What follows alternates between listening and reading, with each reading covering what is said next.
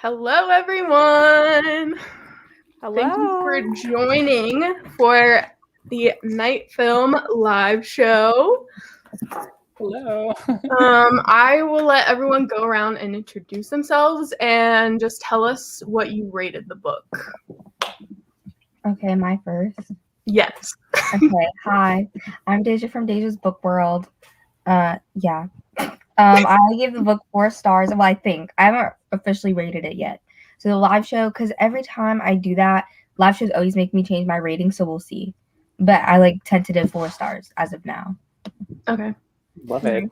I'm the same. I'm Savannah from Riveting Reads, and I don't know what I rated this book yet. Like, I'm very torn, so I need to talk it out. But yeah, I'm excited.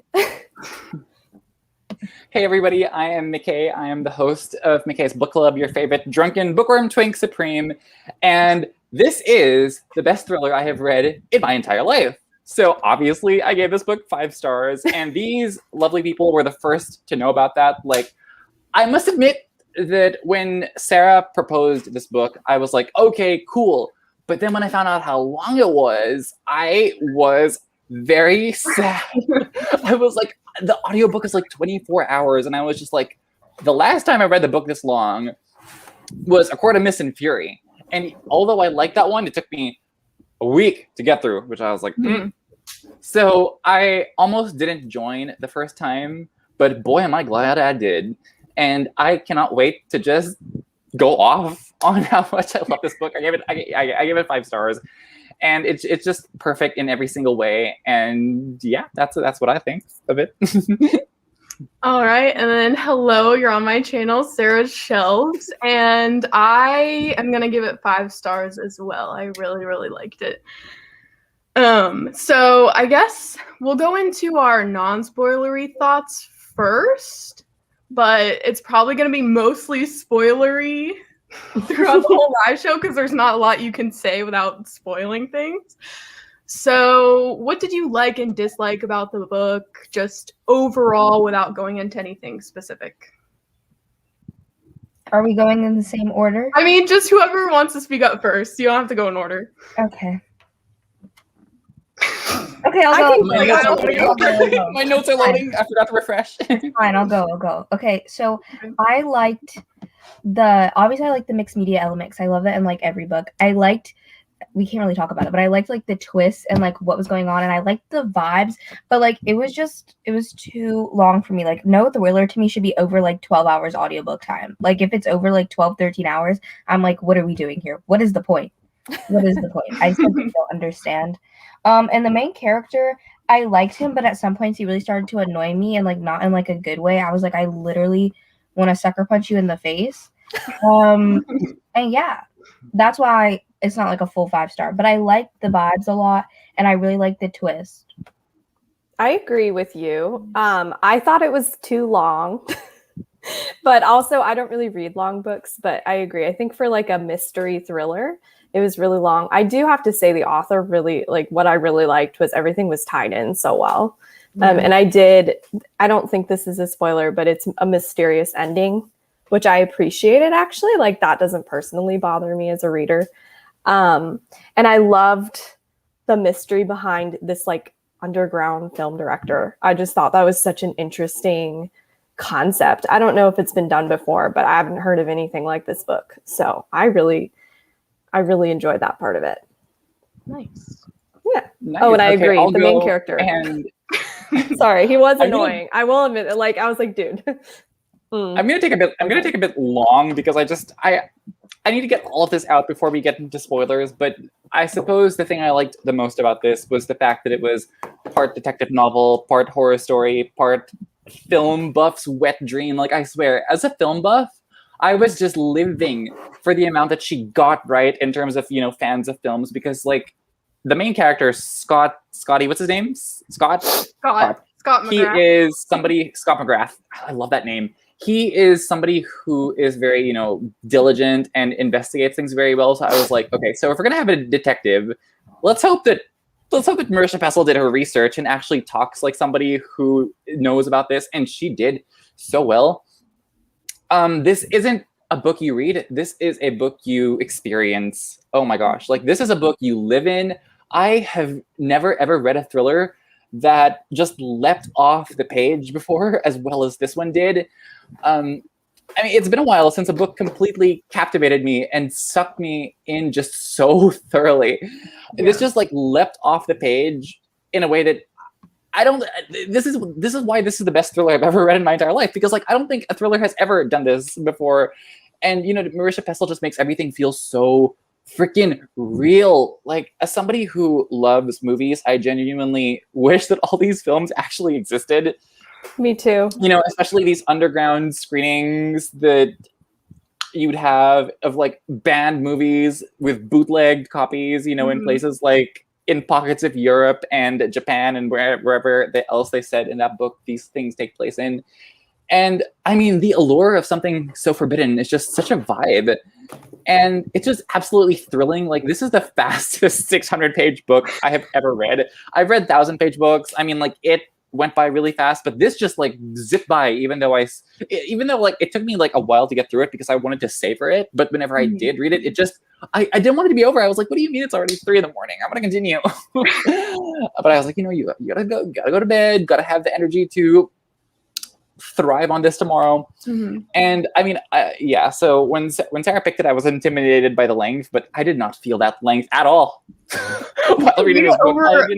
Did you read it over a couple of days? Because I know the rest of us, we read it in basically one day. Yeah, you guys read it over multiple read it. Not me. You know, I read it, I dragged it out for about a week and a bit over a week, because I was like, I listened to it while I was doing my dishes, and then whenever I heard something that sounded like mixed media, I'd go to the ebook. I know I bought the ebook for no reason. I'd go to the ebook, and then I'd like, you know, look for the mixed media and be like, oh, that's what that looks like, and then I'd continue listening to it. So that's what I did. I did read and listen back and forth, but the audio narrator was really good, so I just focused on listening mostly, which is what I think most of you did as well. Yeah, I switched. Yeah. I followed along as I listened to it. Daijah, how long did you spend reading it? Like, did you all do it in one day? No, because we originally scheduled the live show for earlier, so I started it and I read like 150, 200 pages then I put it down, and then it's taken me like all week to read the rest of it. But like, I didn't read every day because life has been a mess. But like a couple of days it took me. Yeah. That's what I did. You know, I read. I have this theory. Wait, hold on. After Savannah, oh, you're good. Go ahead. Oh, okay. I was just gonna say I did the same thing. I read like 100 pages like last month, and I think maybe that's why I didn't enjoy it quite as much, because when I re-picked it up, for a second, I legit was like, "Wait, who are these characters? Like, who's this guy?" Like, I couldn't even remember what's his name. Hopper? Is that the guy's name? I was Hopper, like, who is he? Like Nora. Yeah. Yeah. So, and I started. So I physically read, and then I switched to reading and following along, and then I just listened, and then I just read the ebook, and then I did I was everywhere with this book. So maybe that was part of it too. I like my mood is just changing. I was like, whoop. Yeah, that's me too. And I think that like I was just not in the mood for something so slow. Like, so I think like that also has something to do with it, because like I feel like I need something to really like grab me. Right. And it didn't do that because it was so slow. So I think that's why. But if I read it at a different time, I feel like I would have liked it more. Yeah. I have a theory about why, not because like when I was browsing the reviews for this book, like you guys weren't the only ones who mentioned that this novel felt a bit slow. But I think the reason why some people felt that is because of this theory I postulated some time ago, where particularly when I read Court of Mist and Fury, because I gave that book 5 stars. And I don't know if you've seen the YouTube video of Read with Cindy when she completely trashed that book, but she said that she read that book in like one day. And I was thinking, as I was reading the book, I was like, if I had to read this book in one day, I would hate this book.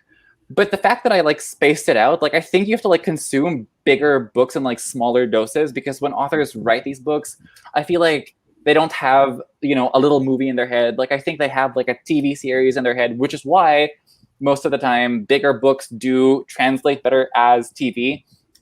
Like which is why Game of Thrones has all these seasons, which is why The Stand, the Stephen King book, had to have a TV adaptation, which is why the Goldfinch book, which is about 900 pages, did not do so well as a 2.5 hour film, because these are things that you really have to space out. But that's just me. That's just what I think. I'm not saying this is true. This is just my theory. I mean, I think that any other book I would have picked up, maybe I would have felt the same way. But I started it literally at 9 a.m. yesterday, and then I finished it at like 1 or 2 a.m. I took like a few breaks in between, Sarah.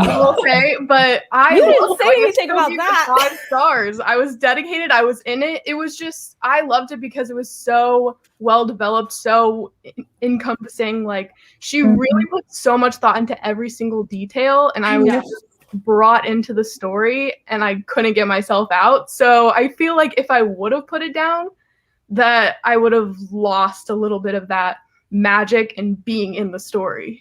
Yeah, and then another thing that I saw people complain about was the ending. Like, they say that the twist was very underwhelming, but normally whenever we read thrillers, like, the twist is all the book has. Like, you have, like, I don't want to name names, but there are certain books that you read, and then when you get to the twist, it's like, okay, this is the only thing the author had in mind before they wrote this entire thing that came before it that was such a waste of time.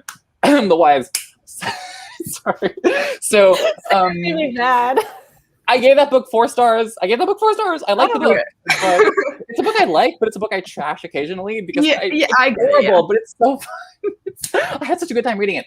But that's the thing. It's like, when we got to the twist of this, like, normally thrillers only have the twist going for it, but the twist was just a little thing. Like, there was so much more that happened after the twist. Like, after the twist, there was like a good 100 pages left, which I have a very clear interpretation of this, but I don't want to get into spoilers.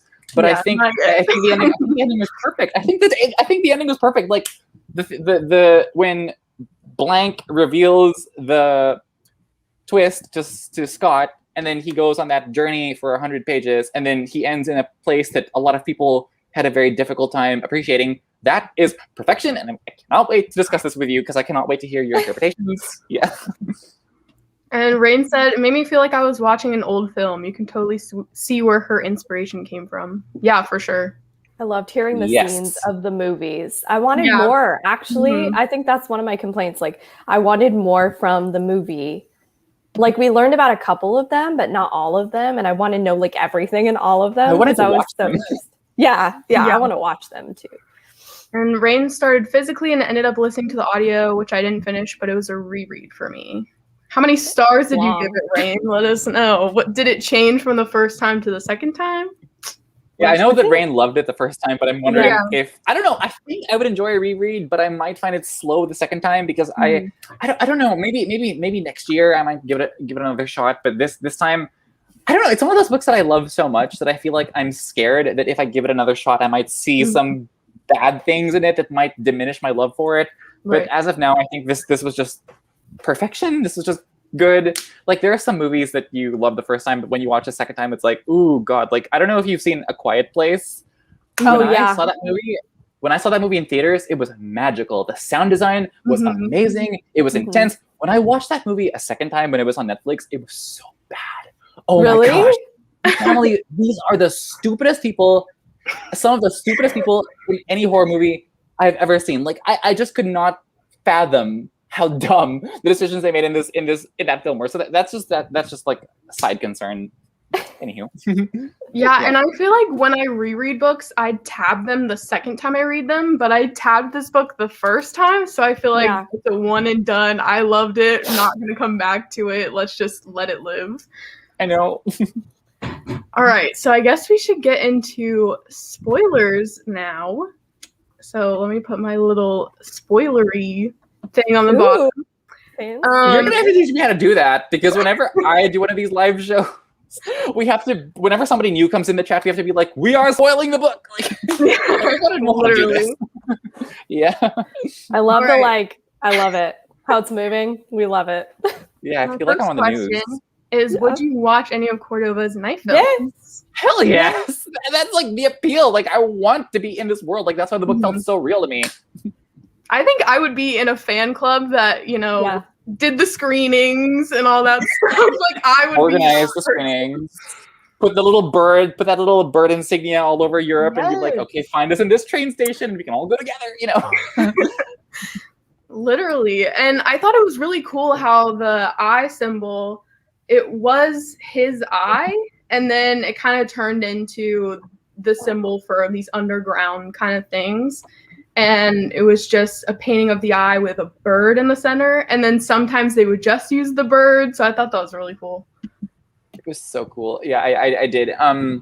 So yeah, I would watch his films. I would watch his night films.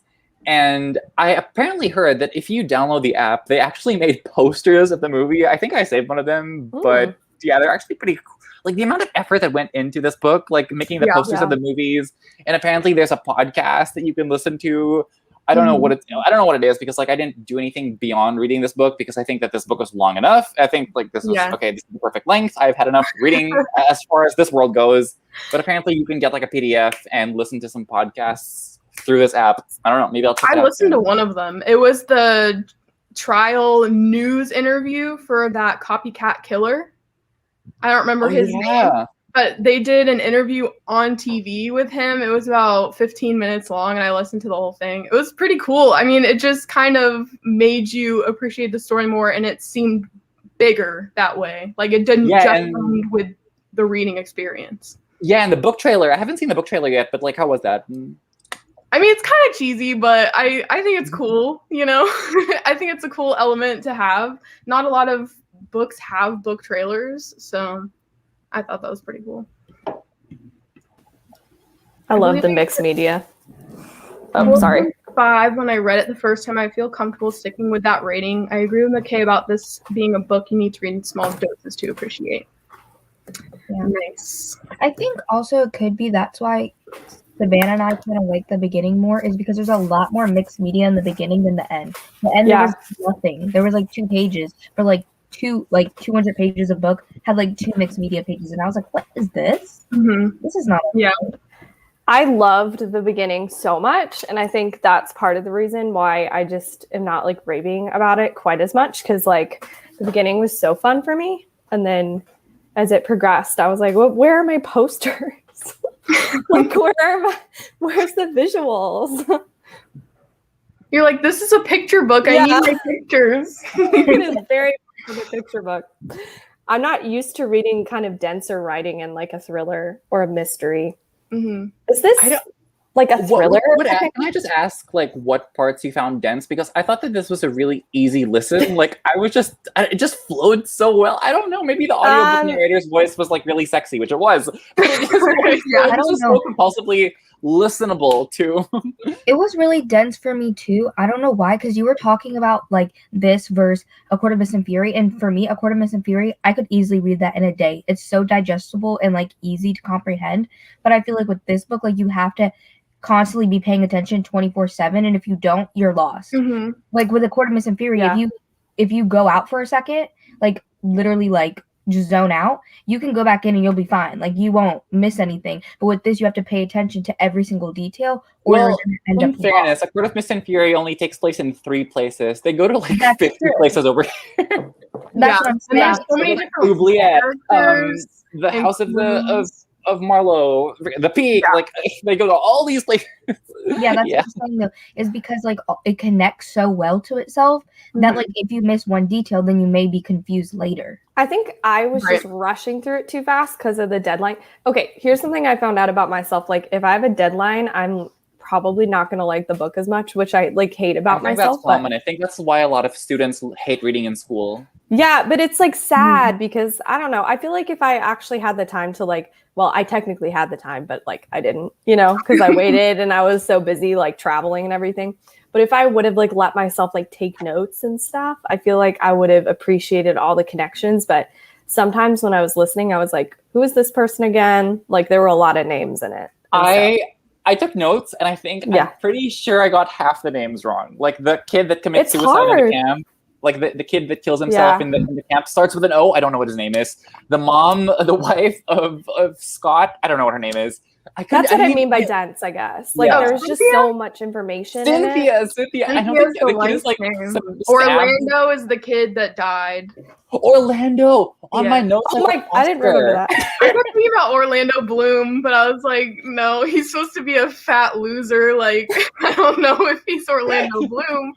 I thought that was really sad. That's the thing. That's the thing. Because like, when Sarah, you said fat loser, I was like, Orlando doesn't sound like a fat loser name. So when I was like thinking, his name sounds like an Oscar for some reason. I don't know why, but I put that name on my notes. Wait, was it not?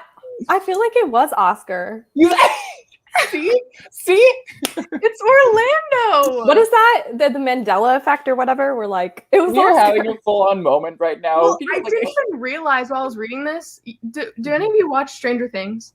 Yeah, I saw the first season. That Hopper is a character in here. I didn't even connect the two until afterwards because Hopper and Stranger Things. I was like, oh my gosh, I kind of want to go back and reread it, picturing Wait, him. is that canon? Like, did she say that the Hopper in Stranger Things was the same Hopper in No, this? no. It's just like getting the image in my head because if you know, like, I don't know, a Coraline.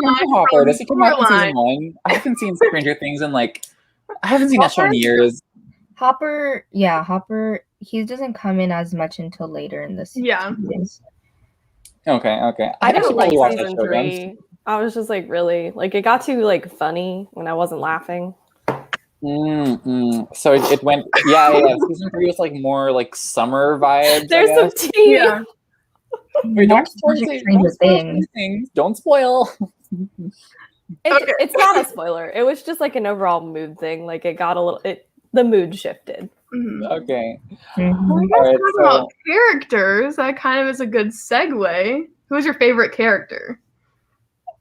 I don't have. Oh my gosh. Sorry? I don't have one. I felt very like meh about all of the characters. I didn't really care about any of them. My favorite character was Ashley. And here's why. I know that she never comes out, but I love that. Because normally whenever we have stories like this, we get like with Riley Sager, we have like a chapter dedicated to this person when they were alive. And then the end of their journey is the end of the main character's journey, and they're both going through the same journey. Like the fact that Ashley was so enigmatic and so mysterious, but so fully realized, like she was a living, breathing character in her own right. And I just loved the mystery of her. I loved, I don't know if you're familiar with books like, do you read classics? Have you read the book Anna Karenina? Like, because that book is like about this woman who, like, there's this entire story built around her, and we do get to have chapters from her perspective, but when we learn about her, we learn about her from what other people say, and sometimes from her point of view as well. But like, I love the fact that we learn so much about Ashley based on what other people say, based on what other people think, and based on these rumors, and we see her as this like person that could be just this troubled girl, but then I don't want to say we're gaslit, but like part of us actually is semi-tricked into thinking that this girl is like actually possessed by the devil and that she has this curse on her, and that Cordova is actually killing kids to get the curse lifted. And I was just like, And when things get revealed in the end, okay, we're in the spoiler section. But when we find out that she was actually just sick with cancer and that her medication was making her good at playing piano or whatever, the mystery kind of made me sad. Like I was kind of like sad that she wasn't this like scary person that we were led into believing that she was, but it was just so believable to me. So I loved her the most, and I loved how she was the unifying force with everybody in the book. Like I love how without her, I love how her presence truly felt like a goal. And despite that, she wasn't reduced to being a goal. Like she did feel like really real and three-dimensional. It's hard to explain, but she was just lovely. Like I just loved how Marisha Tessel went about her character. Is what I'm trying to say. Yeah. I cried towards the end. I cried twice. Oh, and I tabbed where I cried when they were talking about. Let me see if I can find it. Actually, I feel like emotionless. What is wrong with me? I didn't cry either. I had no tears. But okay, so it's like he's at the end of his search, whatever, and he says maybe it was a consequence of reaching the end of the end, finding out the dark, mad, gleaming tale had concluded the only way it could in the real world, with mortal people doing mortal things, a father and daughter facing their deaths. And I was like, that hit. Like I was sobbing. That was a good line. That was a really good line. And I loved the fact that we felt the same as Scott. Like, he was just so obsessed to the point that he wanted it to be real. He wanted to believe that he was in a Cordova film. When he went to Beckman and he was like, dude, you got to tell me, am I hallucinating? And Beckman was like leading him on. He was like, no, the one-eyed Pontiac and the shadow and the, yeah. I was like, oh shit. Like, that's what I initially thought the twist was. Like, I had 3 predictions. The first prediction was that there was a supernatural twist and that there was an actual demon, which would have made me really pissed because if you've seen any of my videos, I bash this trope in a lot of my videos. I hate when thrillers have an assable supernatural twist. I was like, And then I had the other prediction, which was he's actually in a Cordova film and Cordova makes his movies with real people. And I was like, okay. And then there was this other one, which I'm really glad that it was just like, explainable through real world things, but I lost my train of thought. What was I saying? the second one was So when he was thinking that he was actually in the Cordova film, and then he realizes that this is just not anything that he thought it. Mique, you can calm down. Okay, I'm talking too fast.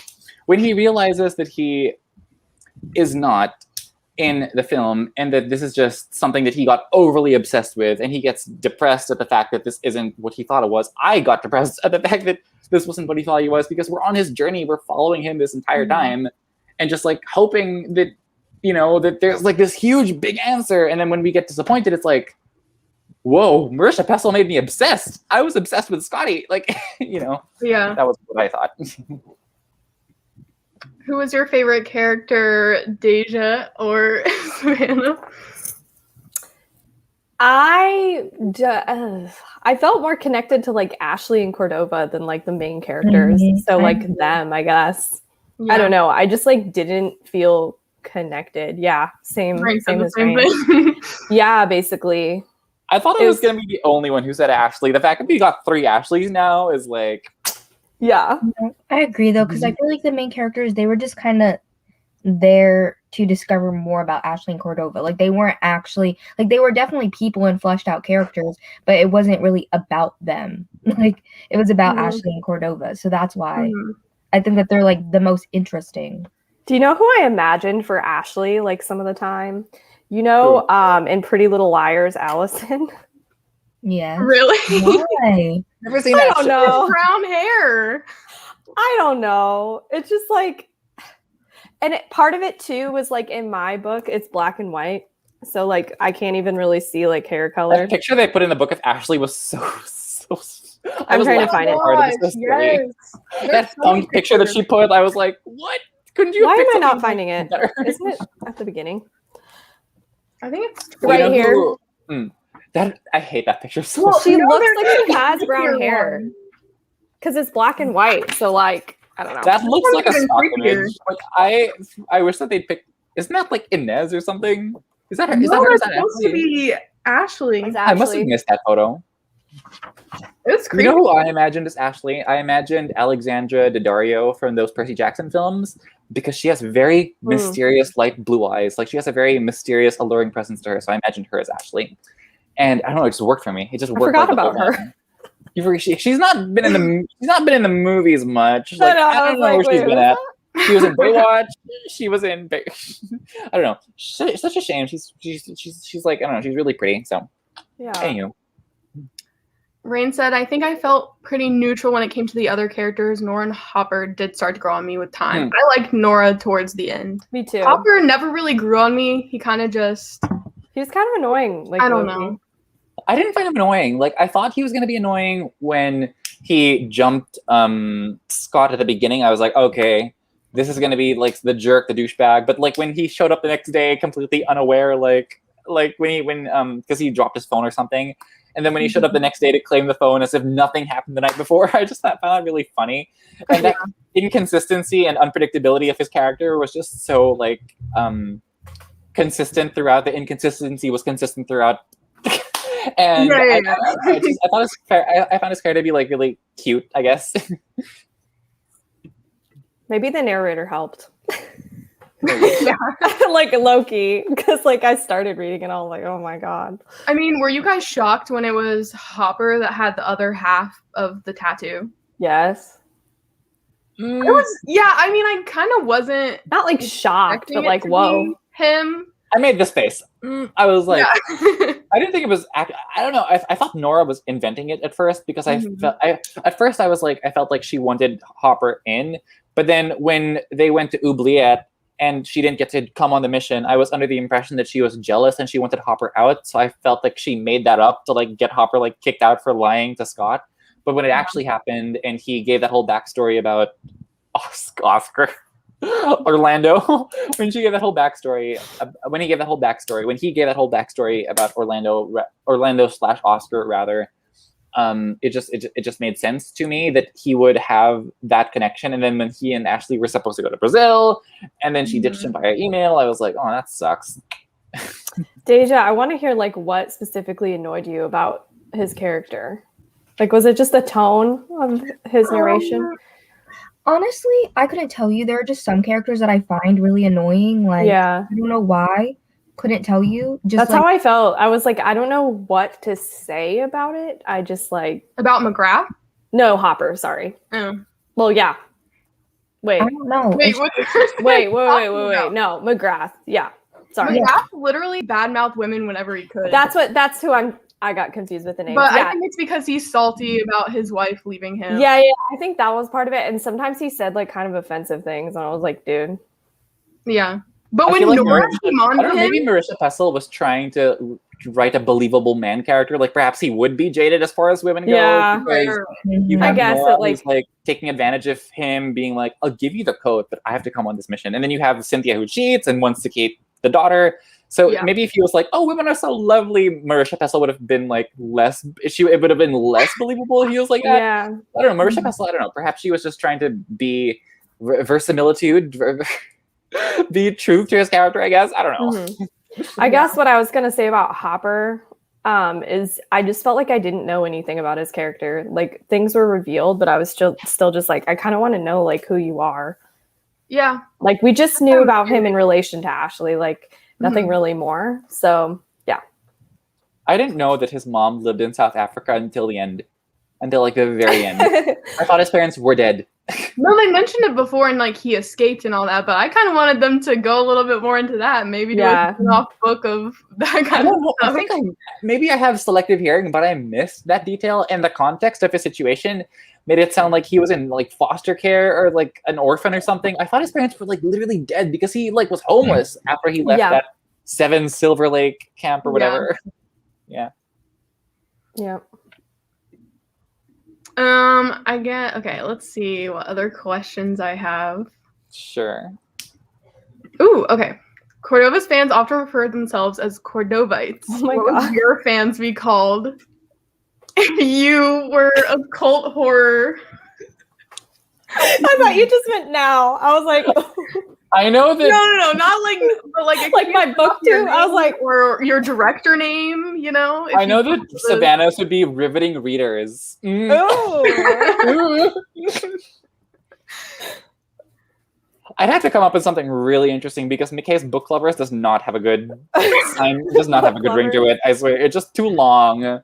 Well, think of it as you're a horror filmmaker, not necessarily like a reader. Yeah. But you could change your name. You could have a pseudonym. Sarah Shelvers. Just for a horror director. Daijah's Book Worlders. I love it. Oh my god. Just put ERS in the end and these are my fans. These are the people. I'm trying to think of like what horror films I would make, like what niche. Yeah. I feel like it would definitely be either like paranormal or like I don't want to say slasher, but like, I don't know, like somebody stalking you. So like home invasion, which can be slasher, you know, like that kind of thing. My protagonist would be falling in love with someone that everybody else in the movie suspects is a serial killer. Ooh, that's... And the plot twist is going to be that this person is an actual killer. And the main character is going to have to reconcile, this person's awful, but Damn, those abs and that beard. Shit. Oh, sorry. I'm sorry. Cursing on your channel. No, you're fine. It happens all the freaking time. Like when I was when we did Survivor Song, wow. Jacqueline's channel. She's a teacher. I cussed so many times accidentally in that live show. I'm sorry, Jackie. I think it's fine in live shows. I mean, for the most part. Yeah. Not to speak for others, but because it's like, who's gonna No, like? I don't mind at all. Who's gonna go like? I demand that people do it on my 40 live minutes. shows because Who's I know gonna that my go 40 audience. minutes into a live show? Yeah, You're who's like, gonna don't be put like PG. a future employer? What did they say at the 45-minute mark? Yeah, no. Yeah, like They're not Oh. watching the whole thing. they make If they're kids watching it, then they like it. Accidentally 2 seconds, but 30 minutes into an hour-long live stream. Let's watch this entire video and assess them. Gosh, I like I lost don't my know. train of thought. Your names, your fan names. I don't I'm not know. good at this. no, I don't know. I'm not Well, we clever. can Sarah, come back to Sarah, it. We can wait, think okay, about it. Sarah came up Do you with a have an question. answer, so I think Sarah? should I go don't have an first, and then answer. you can No, go I wanted after. to see what your answers Sarah, were. no. I was really thinking about it. I was like, I would probably come up with a pseudonym because Sarah Smith as like a freaking horror director isn't very. Yeah, Horrific. Sarah Smith sounds like someone who writes porn for women. I don't know. That's what it's like. Anne Rice, You're like something right. like that. It does. Yeah. I Well, there's know a somebody romance named author Sarah. called Watson. Sarah What do I Smith, do? So I know like Which- another which person named Sarah genres- Smith. Like Sarah Smith sounds like an erotic author. Yeah. What is Savannah? What's your surname, Savannah? My last name? Yeah. That's what that is. I'm not gonna say. Okay, so Savannah is her only name. So I don't know, what kind of books do you think Savannah would write? Like if Sarah writes those kinds of books, what kind of books do you think she? I don't know. I don't know. This question has us all stumped. This is harder than taking it. Savannah the serial killer, something serial, serial killer. serial. I don't know. Yeah. Cereal doesn't start with an S, girl.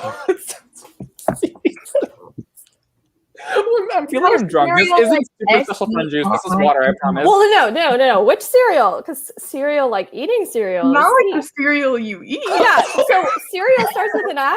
It does. Yeah. Cereal starts with an S. Which cereal are you talking about? I don't know how to spell anything, so I was Oh, it thinking starts of with the an food. S. There are 2 different ones. I choked on my water thinking about the way the cereal was spelled.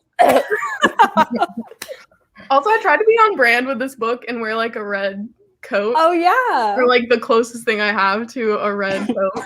Are you cosplaying Ashley? I love it. Yeah, a little bit. I don't have like brown hair like her. I'm actually or crying right blue now. eyes. Oh my gosh, don't look at me. I'm straight up in tears because of the choking on water. All right.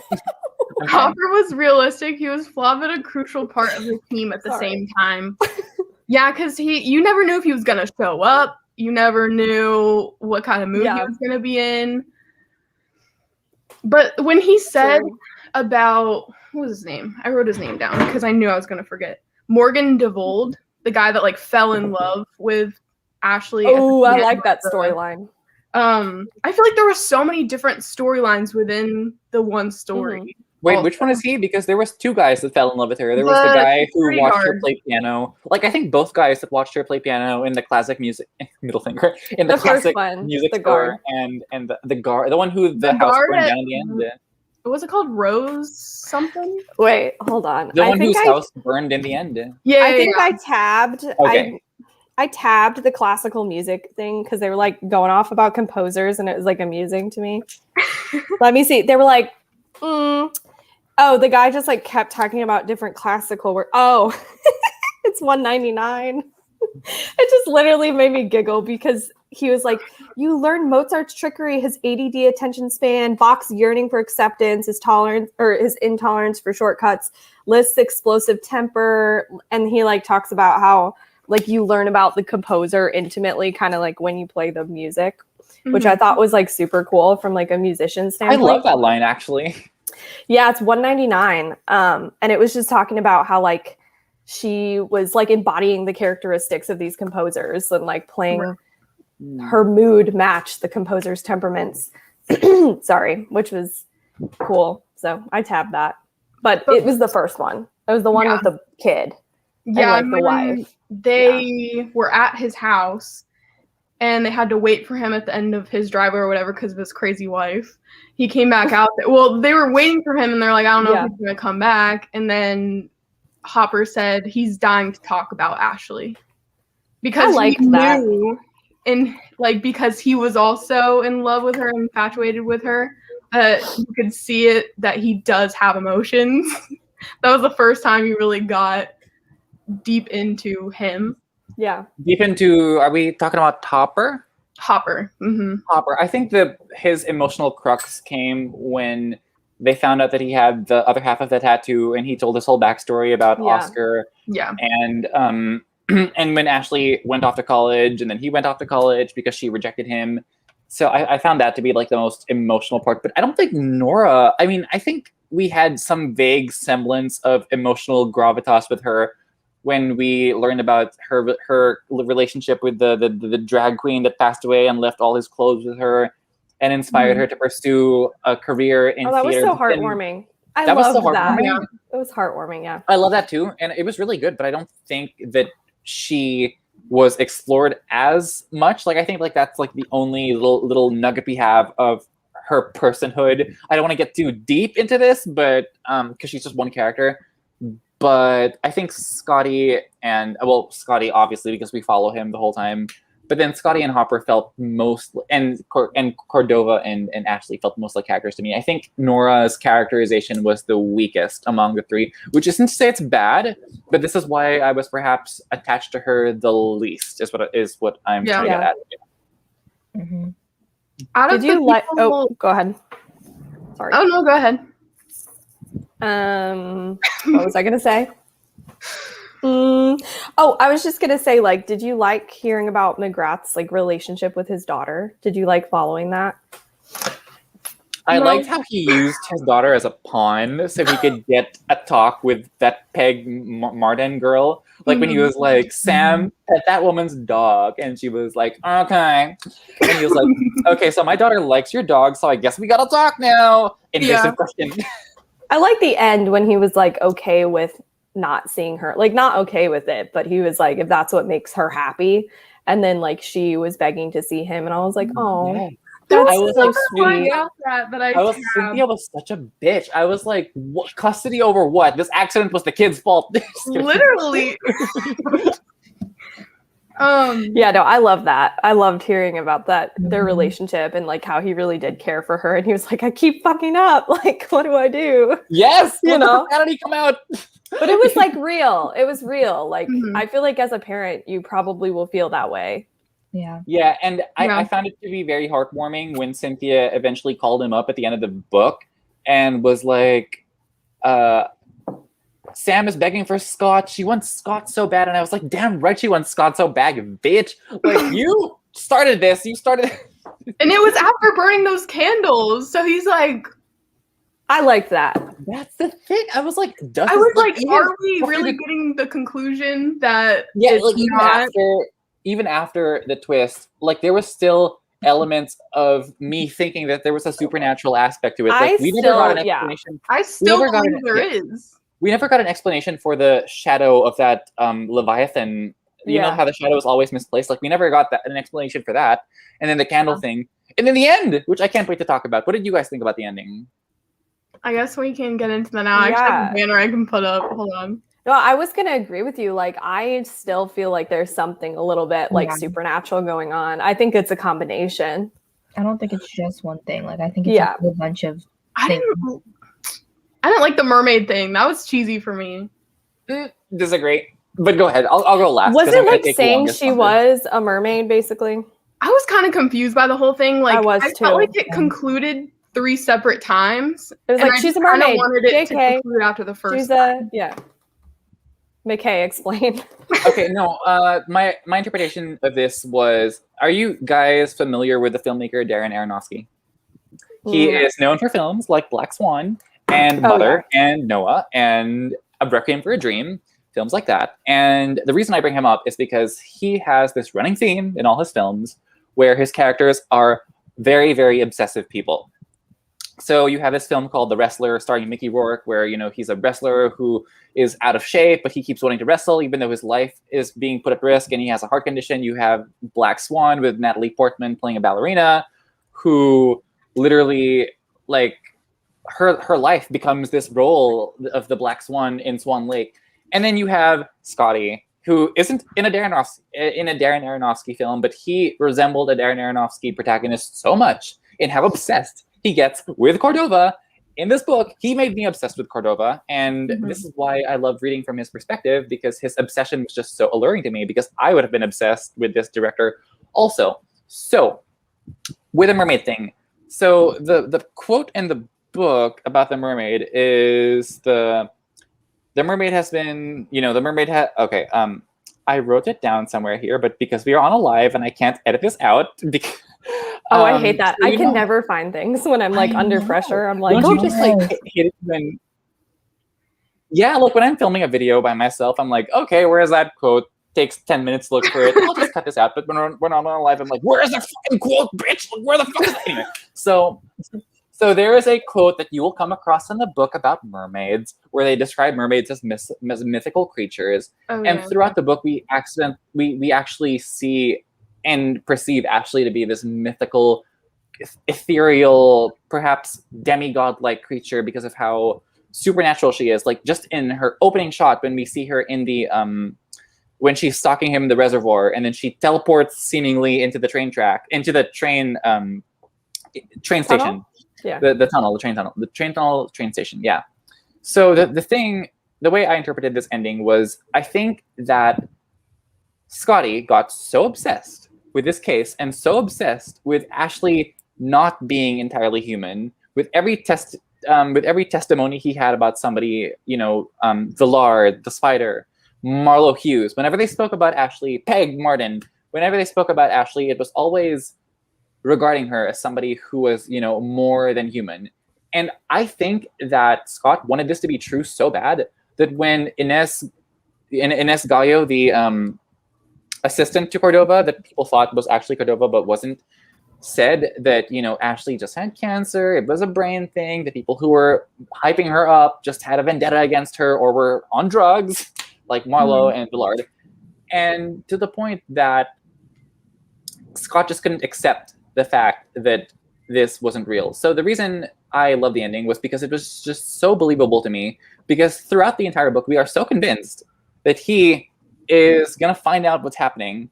And we are so convinced of his downright obsession that when he realizes that everything is just that everything is just real, we feel his depression. So the reason I interpreted the ending this way, my interpretation of the ending rather, was that he went to this mermaid island, which was hinted at in the Polaroids and the place in the peak in the tunnel. When he tracks this place down, this place is, in my opinion, a metaphor for his inability to accept the fact that this myth was fake. Like, this was him. This was clearly a place that the Cordovas that Theo, Stanislav, Ashley would go to seek inspiration to make his movies, to live in this myth. And the myth is the metaphor for the myth is the mermaid. And I think that the logical conclusion of Scotty's journey was going to this same place and being in the place where this famous family would go to escape the real world, this very remote island. So I think that this island and this mermaid was a metaphor for his desire for there to be more in life. Because you know how in the ending speech with Inés, when she was like, there's nothing more cold than, Savannah's thing just threw me off a bit. There's nothing more cold, there's nothing more awful than real life. And it was like, yeah, there's nothing more awful than real life. So we gotta have something that is more than life. Like, art is like a reprieve from the realities of the world. And I think it was just him losing himself in this reverie of longing for there to be more in the world. That's what I perceive the ending to be. That's what I think the ending was a metaphor for. And it was just so perfect. It's just so good. Why do I'm sorry I rambled.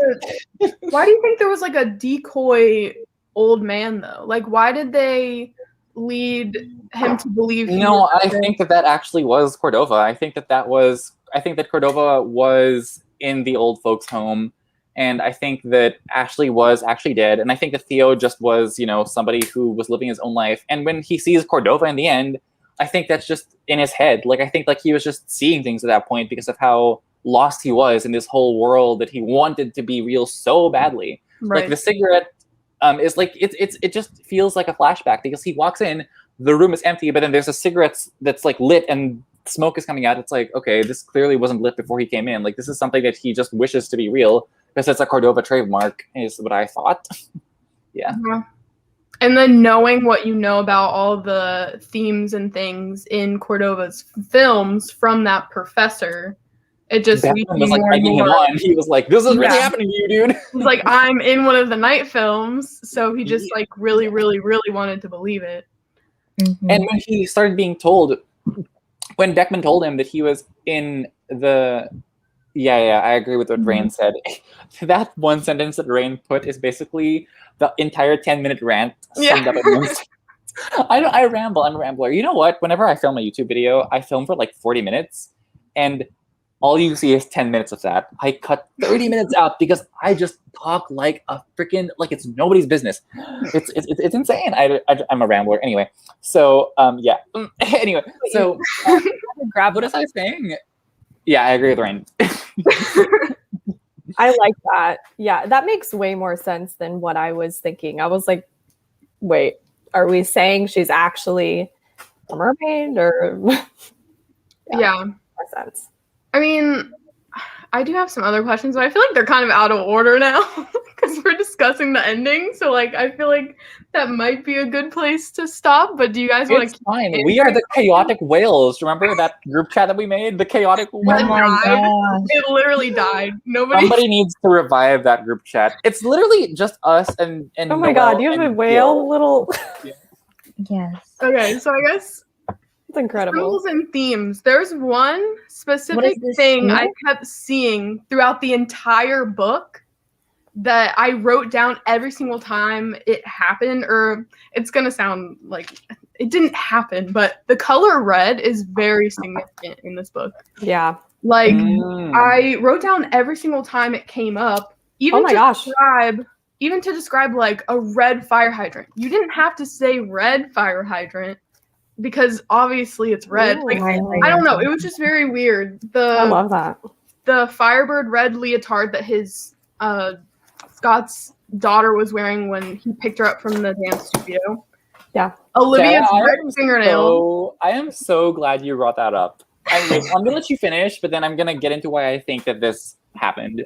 I looked up like the symbolism of red and all that, but we'll get into that. So the red fingernails on Olivia, the red light in the room where he talks to Cleopatra or whatever her name is, Cleo. He just calls her Cleo. And she also has red Doc Martens on. When he's on the pier looking for the person who invaded his townhome, he is carrying a bright red umbrella. You know, the guy like disguised himself as a man. Who do we find out that was? Was that Theo? No, that wasn't Theo. Theo was stalking them in the restaurant. This was he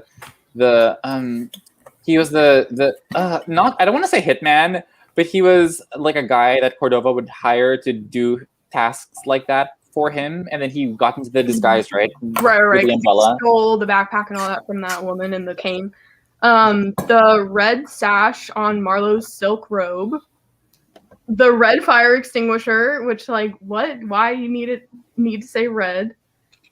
The red string that found in the forest you found whenever one of the sacrifice scenes was like set up.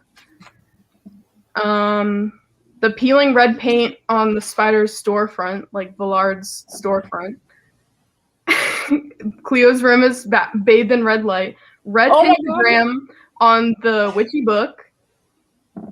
Ad circled in red pen about like calling that black magic person. A red bowl for the voodoo magic that they were gonna do. The red bird symbolized calling for Cordova to return. Can I go off for a while? I need to go off. Okay, But literally, so there's so much more. I need to go off. I know that there's so much more, and the reason I need to go off is because I am reminded of this film. I don't know if any of you saw my Instagram post, but when I was posting about this book, I was like raving about it on Instagram, and I said, this book reminds me of a Stanley Kubrick film. Now, the Stanley Kubrick film I had in mind is a film called Eyes Wide Shut. Thank you, Raine. Is a film called Eyes Wide Shut. Now, the film Eyes Wide Shut stars Tom Cruise and Nicole Kidman. And in that film, it has this running motif, and that running motif is the color red. Now, the color red comes out whenever something dangerous is going to happen to Tom Cruise. So whenever Tom Cruise is alone in a scene and there's something red in the frame, you know that he is fucked. Now, when Sarah brings up the fact that there was red in the storefront and Sam gets like endangered in that scene, and red when his apartment gets busted into, and Ashley herself is just like a walking red flag with everything she does, setting the bed on fire, attacking him and Oubliette. Like this, I sincerely think, Marisha Pessel, if you're watching for some reason, if you are pretending to be some anonymous person in this chat, Marissa, I think that you're a Kubrick fan, particularly of the film Eyes Wide Shut. Don't watch it, Daijah, you're too young. But everyone else. I'm 18. Oh, right, it was your birthday. Oh, well, by all means, it's a fantastic film, and Kubrick, one of his more by all means, I love it. One of his underrated works. That's so underrated. funny. That's interesting. I did not pick up on that. I didn't pick up on so many times, so I started writing it down. And why am I not observant? I feel like I really did read this book at like the worst time because I literally like remember not that much. Like I was so out of it.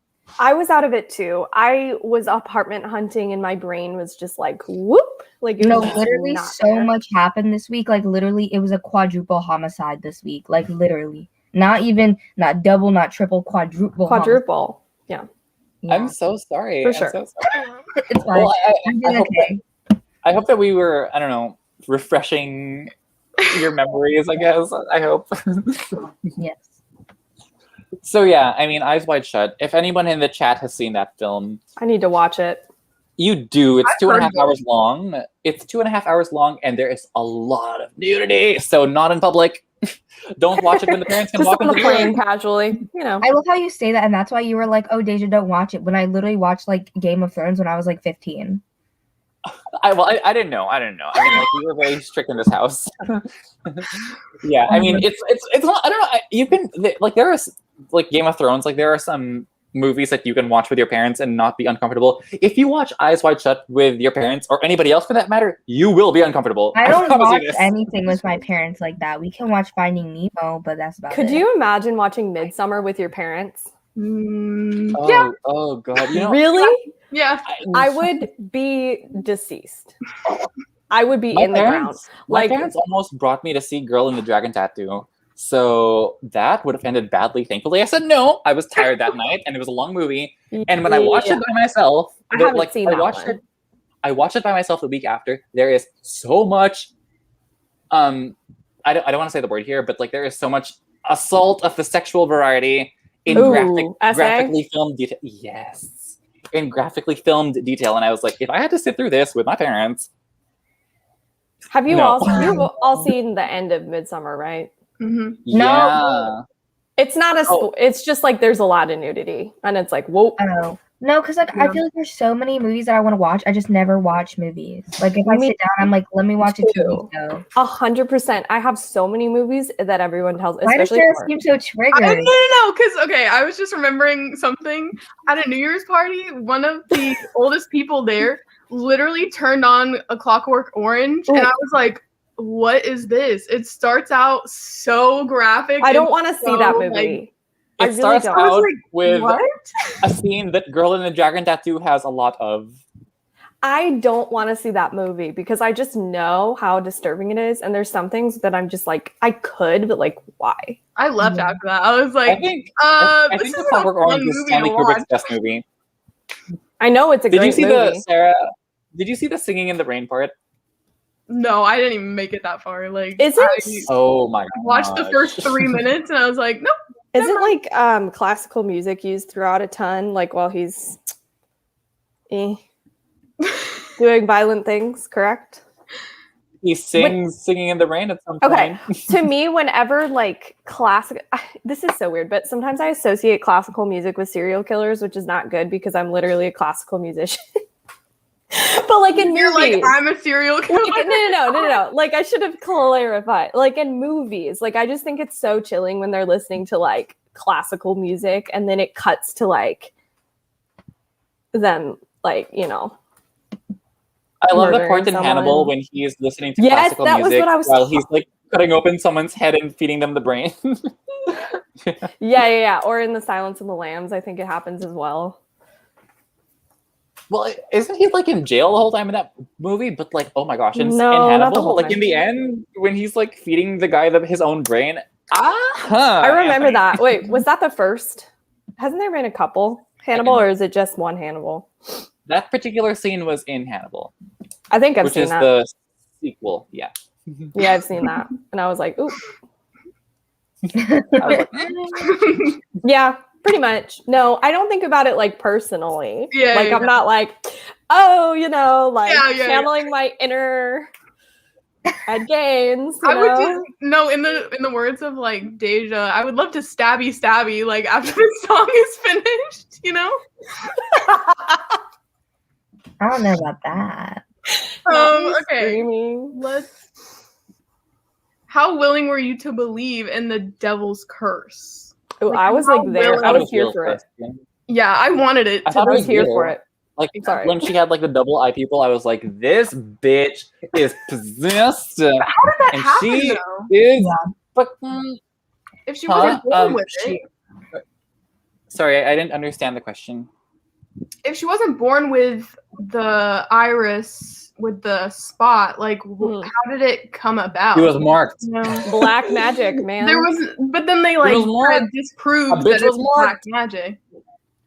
So I was kind of confused as to how it came along if it wasn't because of the devil's curse. Well, to be Yeah. honest, the only person who saw that mark was a very superstitious cleaning lady who probably had a very wild imagination and was willing to believe that that was what the face of death looked like, which is what Inez said in the end. So I think that that's the most reasonable explanation. But I think she was probably just born with it. And I don't know, maybe Cordova was like, this kid is a child of Satan. I don't know. Because like they were living in the peak when at this point already, right? Or did they move in after she was born? I don't remember the timeline. No, they were already living there. Yeah, he probably thought that the place was like cursed or something because people were doing like occult magic or whatever. I don't know. Yeah. I'm honestly surprised that I like this book as much as I did, because anytime there's like a book that like there's supposedly a cult and then that's not actually the twist, I get pissed off. So I'm surprised that I still liked it, because when that happens, I'm like, why can't we be in a cult though? And Is it like that with the project? Like, is it just like kind of? Don't Yeah. spoil. Don't spoil. Don't spoil. I don't know anything about it. Don't spoil that book, girl. Don't spoil that book. I haven't read that I book wouldn't yet. even put these two books in the same realm. Yeah, they're But totally. there's one book that most of you guys I think have read that does this, and that's why I don't like it. Whenever I say I don't like the ending, it's because I don't like how it was supposed to be a cult and then it wasn't really a cult. I don't think I've read that. Do I know what Yes, this you book have, is? I swear, because I've read it? the author. Yes, Oh, Is this Riley Sager? I can't spoil it. I can't talk about it. So that's it. Yes. I think But you didn't I say think which one. I think that this is Riley Sager and the cover is pink. That's a huge spoiler. I am so sorry. I'm so sorry. There's I'm gonna see myself I out. don't think. No. There's 3 people here, and one of them's me. So it'll. oh my it's God! fine. Wait, I haven't even looked at the audience. The literally like I have it open in a separate tab, and it's so bad, and like the quality. I don't know why. Every time I'm Oh, on it says screen- 5. There's Oh, 2 people. I'm sorry, listening. guys. Oh, Raine. Raine is listening. Raine and Carol. But Yes, yeah, Raine that's and why I Carol. don't like the ending in that book, because I was like, well, why can't we be in a cult though? Like, it pissed me off. Like, if you tease it and then you take it away, then I get upset. Like, just don't put it in there, and then I won't be upset. Like, I just love Riley The Sager. book I don't the think book I'm thinking either about of these- actually did have a cult-ish. it like kind of did, but like not in the way that I wanted. Oh, The second this live show ends, I'm gonna yell the title, and you're gonna say yes, and we're probably gonna be on the same page or not. I don't know. I am so sure I know what you're talking about. Neither of them had promises or even I whatever. love Riley Sager. I literally will like enjoy anything he reads or writes. He What am I reads. saying? I Literally would- anything he reads. I gave it like 3 stars. That's better than average. I just love like I love his writing Before style. Dark. Okay, we need I to get love off Black this. and I don't White. want to spoil anything for anyone. But the book I'm No, talking this about book- rhymes with. I'm just kidding. Just That's why I'm kidding. surprised that this book, like, when it did that, it didn't piss me off. Like, I was just like, okay. Like, it didn't make me upset. Like, It made didn't- me a tiny bit upset. I was like, It made me "Ooh." upset. I wanted it to be like devils and witchcraft and I like. wanted that, but like, I feel You're like, such a different reader. okay, I did Like- want that, but I feel like it also made up for it. Like, the ending to me was still good, so like, it didn't make me that upset. I thought the Yeah. ending was better than good. Like, I don't know if you've seen or read Behind Her Eyes, but Oh, Yeah, I swear, everyone has spoiled that book because they say it has a twist, and I'm like, didn't want to know that. that book was going so well until that twist, and that twist made me want to give the book away. I'm not going to say I wanted to violently give the book away to the trash can, and I did not do that for some I'm reason. gonna I don't read know. it still, I but love that book. Gave it 5 stars. I Loved know. it. Oh, Sarah was like, you have to read this book. Wait, what No, book? you're not the only one. I know Behind that Behind Your Eyes. a lot of Oh. my good friends who are really smart also love the book. Like Gabby gave it 5 stars. But I just I wish people didn't say like it's not you, Mique. I just heard it everywhere in BookTube that everyone was like, it has a blank twist, and I was like, that's a spoiler. when the I just say it has TV a twist. series- I don't say like anything about People it. will say like it has a blank twist, and I'm like, when the TV series came out, that word that I think you blank was like in the tags on Netflix. that makes me so mad. Okay, I do not Yeah. watch trailers for movies because I'm like, I don't want to know. Actually the marketing I of love this did a trailers. good job at hiding the twist on the trailers. I must say. Yeah. Yeah. And also with books, I usually don't read the whole description Yeah, with books, I don't read the description. because I'm just like, I would literally, without fail, I enjoy books where I don't read the description way more, but it's hard because it's like, you know, with BookTube, you want to talk about your TBR, so then you have to look how to summarize it, and then when you look how to summarize it, you get just be least like, one this is thing what I'm spoiled. reading. Look it up if you're interested. yeah, but That's then no why one would just never subscribe. film TBRs. Be Yeah. like me and never film a TBR for your channel I because love I never- TBRs though. I never read because what's on the I TBR. love making TBRs. Even if They I'm get sick of me. them. Plus, They get me they get a excited lot about of views. books. You got what? I just get excited about the Wait, books. no, on I my didn't TBR. hear Daijah's. Oh. I didn't hear Daijah's Oh, thing. I said that I just like doing them, even if I don't stick to them. Plus, Yeah, they get same. a lot of views. Like What? my TBRs get a lot of views, but like I hate doing wrap ups because like Oh my god. talk for so long, but TBRs are like 10, 15 minutes. My wrap ups, if I do wrap ups, are like 20, 25, 30 minutes, and that's why I don't like doing Yeah. them. I But have to people do. quick and easy, and they get so many views, and I like doing them. Okay. Oh, I should have make to a do a TBR. wrap up. For the last, I have to do February, March, April, May wrap up. And to be fair, I did not like read a ton in February and March, but still, it's like, oh my gosh, Honey. this is gonna be an I'm hour just long. skipping all of the months and going to May, even though one of my goals was to wrap up every book on my channel. But I was like, I would film them and then I would never edit them in time. Mhm. So then I would give up. Savannah, let me tell you, I uploaded my March wrap up halfway through May. I so- remember. No, I mean, I don't like judge people for that. I just like personally am like, oh my gosh, like this video is gonna take forever to You film. know, Gabby reads. She uploads her wrap ups on time all the time. I'm like, so girl, many how do people you do, and I'm this? just like, Mhm. girl. And she works. She works. She has like a regular job. Like I'm I like, know. whoa. It's like she has military discipline. I need to absorb this amount of diligence because I just don't have that in my life. I mean, It's okay. I I mean, am a there's mess. different. I always love your videos. I don't think they need to come out Thank you. exactly on. See, I may love it. I think I will personally love it. I don't know what it is, but maybe I'll read it and see. I have it near me. Maybe I don't have it. No, I don't. I have a different. I was so sad. I found it at Half Price Books, and it was like a beautiful hardcover, but I had already gotten the paperback from Amazon for like twice the price, and I was like, Just return it. Oh, that happened to me. Oh god. I When know, but Australia- I was traveling. When I was in Australia, I paid $20 for this for this book called Grasshopper Jungle, and then I got back home. The picture. They were selling that book for 1/5 the price in the country I live in. I know I could return it, but like that would require me like leaving my house and being productive, and That would require me buying a plane ticket to go back. yeah, not in your case. In my case, I have 2 books that literally my computer's sitting on that I need to return. Haven't in like 6 months, so I don't think I can return them anymore. So Return. Not library books, but books that you purchased. yeah, Amazon. Okay. Sorry, that was a tangent. No, you're good. I guess this will be the last question, then we can kind of just go over other things that we want to go over. But did any of Cordova's philosophies reign true for you?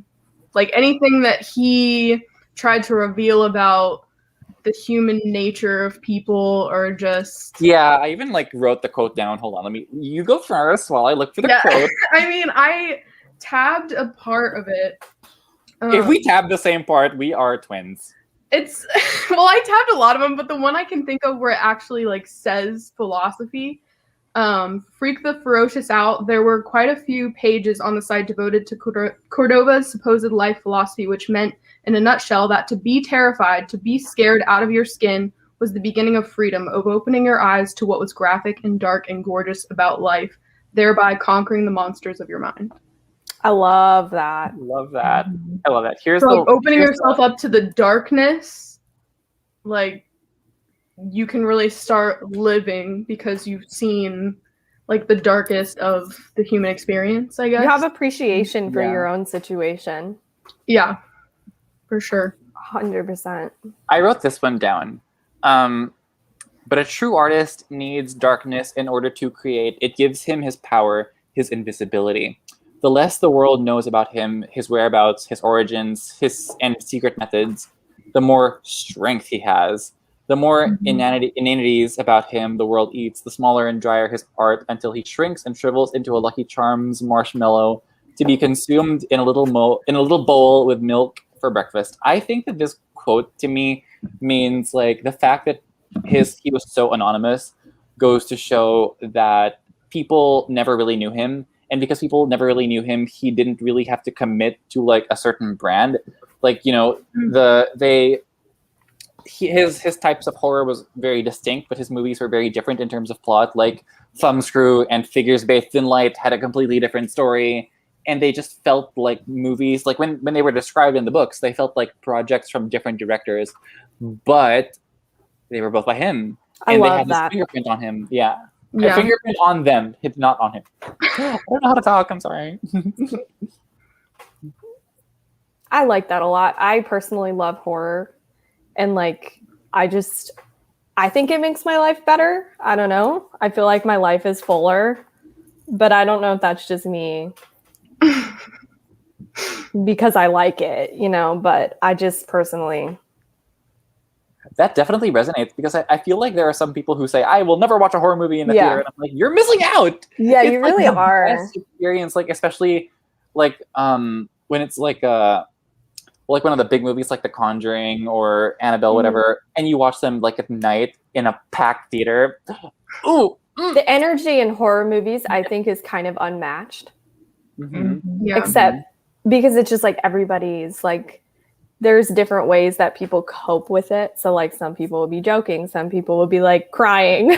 Yeah. Some people will just be sitting there, but they're like really affected, but they're not showing it, you know? So I don't know. I love it.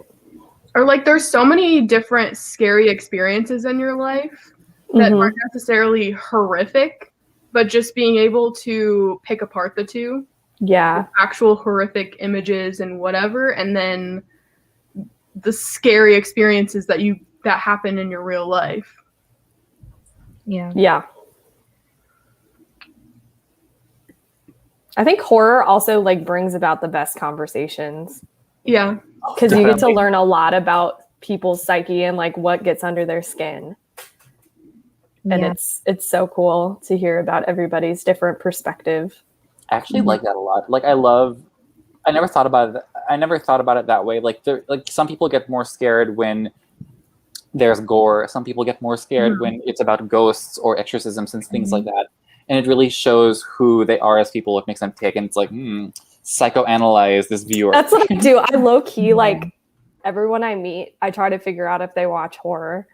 And then if they do, I'm like, well, what do you like? Like, what scares you? Mhm. And then it's it's like always so interesting to me. Usually I want to talk about it more than them and I have to like rein myself in because I would like talk about it for hours, just seeing what scares people.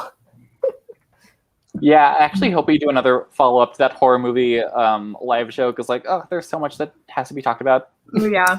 Now that it's like I've graduated and I think once I move, I can set another thing up.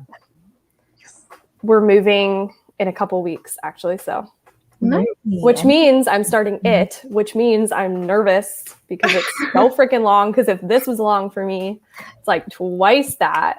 Yeah. And it's Stephen King, so you know it's going to be dense. Just read it like 2 books. I mean, like the first part takes. Actually, it's not the first part. It's like 2 500-page books interspliced. Yeah. Yeah. Because like the first part is significantly about the kids, and then the second part is significantly about the adults. But then the finales of both are just very similar. So he kind of has that like he jumps timelines a lot in the end, which is why like when the movies came out, the ending of the first movie and the ending of the second movie were just so similar. Like a lot of people were complaining like, oh, I had to sit through the same ending all over again. And I'm like, there's a reason why he put these two together in the book. I feel like I'm going to like the first half way better because I'm so much more interested in the kid storyline.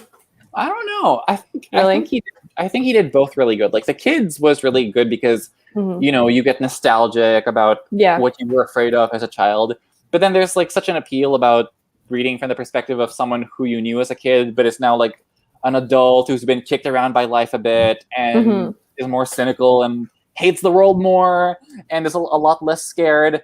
But when they come back to a place that they used to be scared in, they have like new kinds of fears being introduced. It's more fascinating, in my opinion. I don't know. I loved it. And I teared up in the end. Yeah. Is there anything anyone else wants to talk about? Any questions anyone has? Anyone in the chat have any questions or things they want us to discuss? I just want to say that the bookmark that I picked for this book, I feel like fits it really well. Ooh. Okay. This is actually one of my bookmarks, and on this side it says True Crime and Chill, but I feel like this like fits the book, no? Think about this. The vibe. It does. It's like the vibes. It has the red and it has like the newspapers. I was like, oh my gosh. I need to order so many more bookmarks because I want to match my bookmark to my book. Yeah. I used to have for this. But it just had coffee. So it didn't really fit the vibe. It works. Like, it works though. It was red, so I have all these like pretty bookmarks, and I'm like, realistically, what am I going to put these in? Because I read horror and like thrillers, but I still like them. Did you guys like the talk about fears that was in the book? Just a little bit? So before it was revealed that Ginevra actually killed herself, with the rocks in her pockets when she went swimming. It said before that she actually had a fear of swimming. And then we learned about how like Ashley was afraid of the dark. And then she died in an elevator shaft, which is dark. So I thought that was pretty interesting how they both died with the fears that we knew about them. Does that make sense? I don't know if that makes sense. Yeah, it does. That's an interesting observation. Yeah. That's really cool. I like that. But why did they say she was afraid of the dark if like it wasn't even a thing? I don't know. Because it was to throw some of the other stuff off. But was she faking it too? Well, I don't even know if it was true because they said at which facility was it that they said she always had to walk where the lights were, or when you walk into a room, the lights illuminate. So she would wait a few seconds before walking into a new space where the light would come on. Oh yeah, that was in the mental hospital, I think. Yeah. So I was like, why add so much detail to this nyctophobia? Is that what it's called? And then just I remember that word. and then just like make it not a thing later on. Yeah. That was kind of interesting. Yeah, that is interesting. I don't know if she used it to her advantage anyway. I don't know. That slipped my mind. I didn't remember that, but I don't know. I'll have to think about it. Yeah. Okay. Is that about it? Are you guys all night filmed out? That was really fun. Thank you. Thank you for hosting, Sarah. Thank you so much for being on my channel, and thank you for reading this book with me. Are we going to make this like an official book club, or? Why not? No, not Why? even 3 book clubs. I am down for the official book club, but I know Daijah's in so many. In the summer, it should be fine, but I don't know when I get to college. That's okay. You can do it month by month. Like, Daijah can be a guest whenever spring. How about Yeah, if you have to sit out a month, like that's totally understandable. oh, I because still do that with Stacks of Strange because I'm like, I want to read this book. you can be. Should we make an Instagram? I mean, we gotta come up with a name. We gotta come up with all that stuff. I think we should probably discuss this offline. Yeah, like, we should probably. Kill the live I keep now and forgetting then we're get online. specific. I literally am like, wait, we're still online. All right. Thank you guys for watching and discussing. We love you so much. Bye, everyone. Bye.